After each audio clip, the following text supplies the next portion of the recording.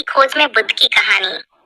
ये कहानी गौतम बुद्ध के जीवन से जुड़ी एक और प्रेरक घटना पर आधारित है, जिसमें उन्होंने सच्चाई की खोज के दौरान एक गहरे आत्मनिरीक्षण का सामना किया।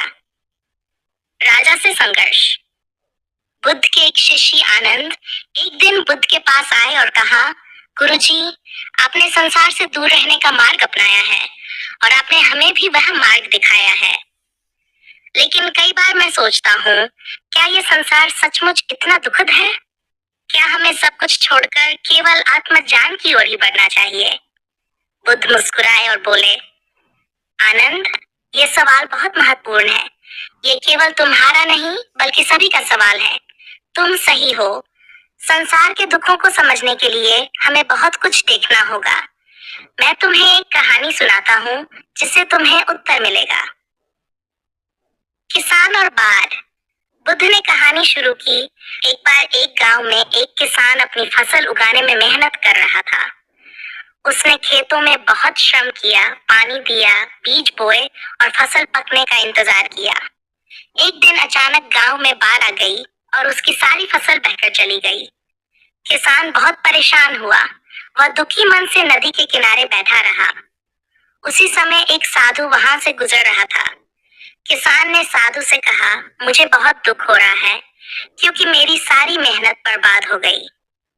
साधु ने उसे देखा और कहा, यह दुख तुम्हारा नहीं है, यह संसार का एक हिस्सा है। तुम दुख का अनुभव इसलिए कर रहे हो क्योंकि तुमसे जुड़ी हुई चीजें तुमसे दूर हो गई। इस संसार में सब कुछ अस्थिर है, कोई चीज स्थायी नहीं है। किसान ने हैरान होकर साधु से पूछा, तो इसका मतलब यह हुआ कि हमें सब कुछ छोड़ देना चाहिए? साधु ने जवाब दिया, नहीं, तुम अपनी मेहनत और श्रम को छोड़ मत दो, लेकिन यह समझो कि इस दुनिया में कोई भी चीज हमेशा के लिए तुम्हारे पास नहीं रह सकती। इस अस्थिरता को समझकर ही तुम सच्चे शांति की ओर बढ़ सकते हो। आनंद की समझ।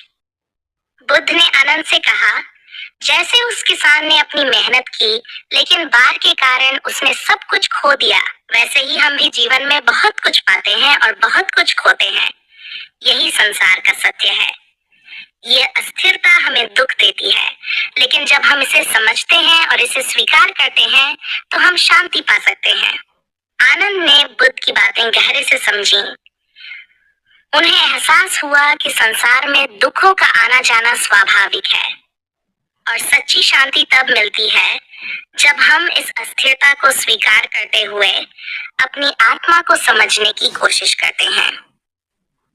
इस कहानी से हमें यह सीखने को मिलता है कि जीवन में जो कुछ भी हमें मिलता है वह अस्थिर है। अगर हम किसी चीज से बहुत ज्यादा जुड़ जाते हैं तो हम दुखी होते हैं जब वह चीज हमारे पास नहीं रहती। लेकिन जब हम जीवन की अस्थिरता को स्वीकार करते हैं और अपने भीतर शांति की खोज